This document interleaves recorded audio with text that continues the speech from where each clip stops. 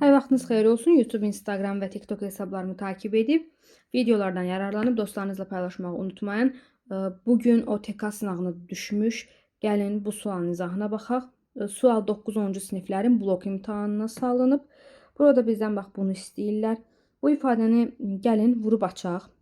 X-i Y-ə vuranda olur X, Y çıxılsın. X-i 3Z-ə vuranda 3XZ olur. Deməli biz bax bu ifadəni tapmalıyıq. Onda bizə XY hasili və XZ hasili lazımdır. XY hasilini necə tapaq? Birinci və ikinci kəsirləri götürəcəyik. Hansı ki, baxın buradan nə almış oluruq? Tənasübdür. Tənasübün kənar hədlərin hasili orta hədlərin hasilinə bərabərdir.